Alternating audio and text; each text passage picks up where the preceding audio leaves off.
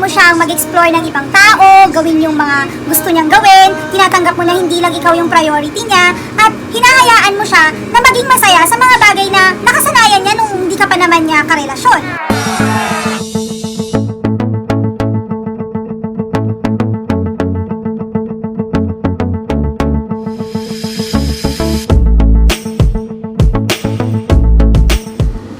What's up mga ka-vibes? It's me again, AC. If you are new in my channel, please don't forget to hit the subscribe button and the notification bell for more updates. Mga ka-vibes, for today's episode, let's have a real talk about love. Ito yung mga realizations ko about love in my years of existence. And for today, pag-uusapan natin kung ano nga ba yung mga realizations na yon. If you talk about love, kailangan alam mo na love is not the reason for you to be happy. Alam mo ba na ang happiness nga, tulad ng sinabi ko dati, ay inside job yan. And hindi ka naghahanap ng partner mo para lang maging masaya ka. And kapag tinanong ka, why do you love that person? Dapat ang sagot mo is, because I love her or I love him. Hindi dahil because maganda siya, because sexy siya, because mabait siya, because binibigyan niya ako ng ganito or ganyan. Dahil pag ganun yung sagot mo mga ka-vibes, masyadong superficial o mababaw yung love na yon. Mga ka-vibes, if you claim that you love that person and lagi mo lang siyang dinadala sa situation na negative, then hindi yun love. Kapag lagi mo siyang biniblame sa mga bagay-bagay na kakulangan niya, hindi yun love mga ka-vibes. Dapat alam mo sa sarili mo na ang love will always make you grow and mature as a person. Pag sinasabi mong mahal mo yung tao, pero wala kang ginawa kundi i-manipulate siya, kontrolin siya, and i-dictate mo yung mga bagay na gusto mong pagawa sa kanya dahil ayaw mong masaktan ka, then that is not love. That is selfishness. Dahil kung mahal mo siya, may tiwala ka sa kanya mga ka-vibes.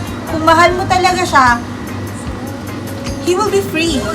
Love is supposed to be free.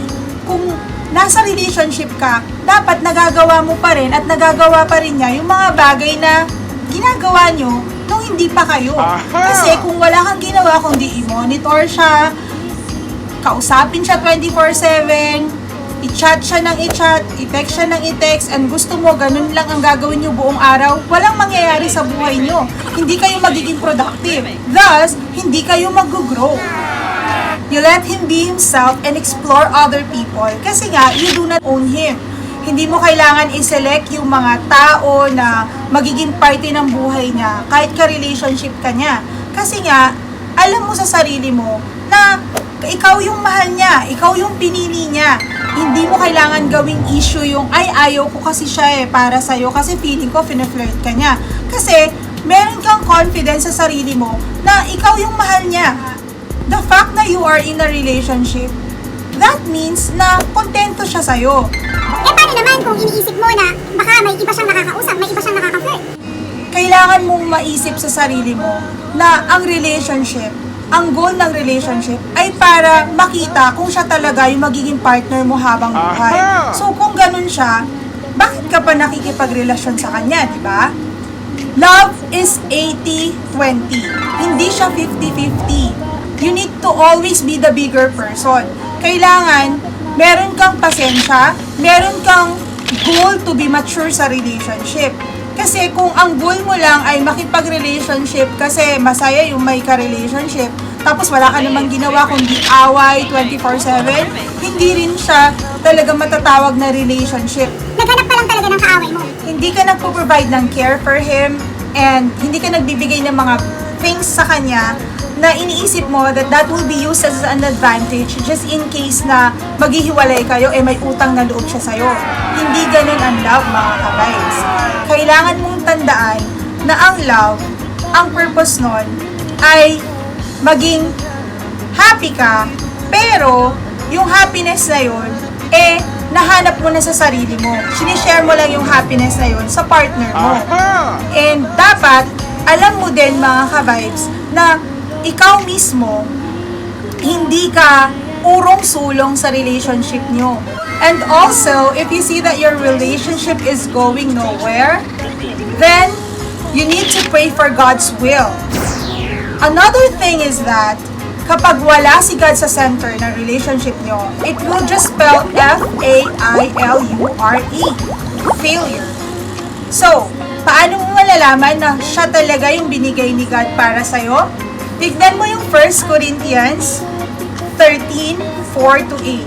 Tanggalin mo yung word na love doon, mga ka-vibes. And ipasok mo yung pangalan ng taong mahal mo. Mga ka-vibes, napakahirap makipagrelasyon. Hindi siya yung tipong gusto mo lang na makipagrelasyon, kaya go ka na. Sometimes, relationship will always have heartaches, lalo na kung hindi ka pa talaga emotionally and mentally ready. Kaya kailangan, mga ka-vibes, pinipili talaga natin yung taong mamahalin natin. Yes, masarap magkaroon ng relationship, pero alam mo naman na mahirap din pag magkaroon ka ng heartbreak, di ba? So, mga ka-vibes, sana may napulot kayong mga lessons dun sa mga sinabi ko. And, mga ka-vibes, kapag may natutunan kayo at nagustuhan nyo itong episode na to, Don't forget to hit the subscribe button and the notification bell for the updates.